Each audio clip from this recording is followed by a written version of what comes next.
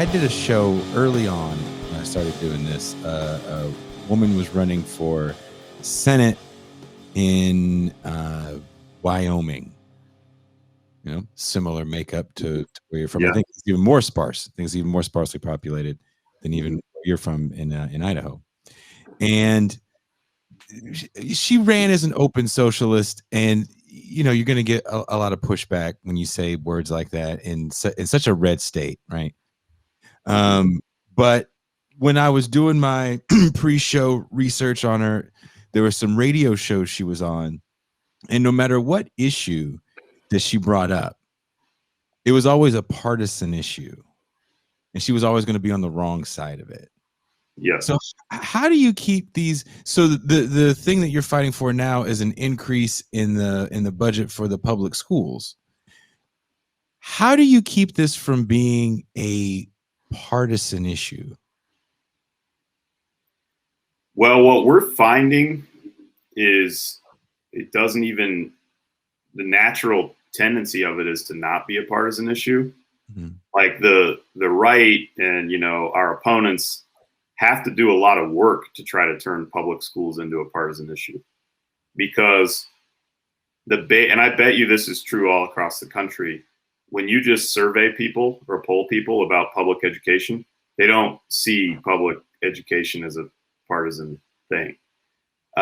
They see public education as like something that their families deserve, and that, you know, it is the role of government to provide public education.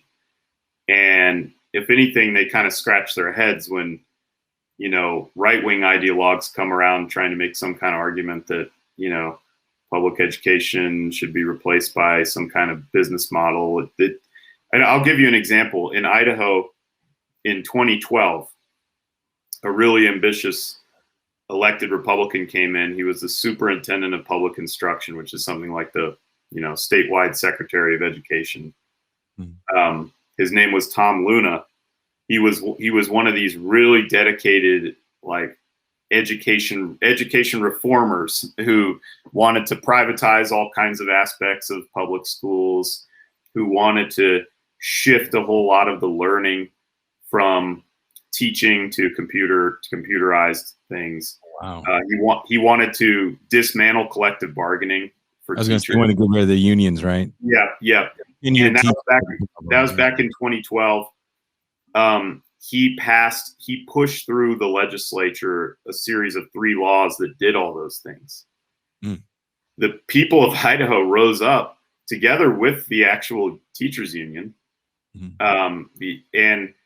And the teachers union got won over the mass, you know, of the vast majority of the electorate to their side, built this movement, they put up a referendum and put directly to the voters the opportunity to strike down all 3 laws. Mm. And they were struck down overwhelmingly. And by far, the most unpopular one was the idea of replacing teachers with computers. But just in general, the collective bargaining one got struck down. The anti-collective bargaining one got struck down. And what became apparent through that campaign was that when you go out and really just advocate for, you know, protecting, strengthening public schools, you're on really fertile ground. Like, there's people out there who want to see their schools stronger. That's the majority of people, even in a deep red state. But this is a big part of it, and maybe this goes back to Pascal's question too. There's this kind of low-hanging fruit of these bread and butter issues that in most people's minds don't fall easily. They don't fall clearly on the left or the right or on the Republican Democrat spectrum.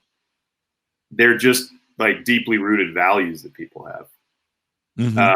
And they're just there. And if you go up to the average person and you try to make them political, Democrat, or make them partisan, people are just kind of confused. They're like, no, schools are good. I want my, teachers should get paid.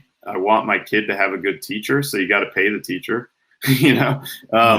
And just in healthcare is similar.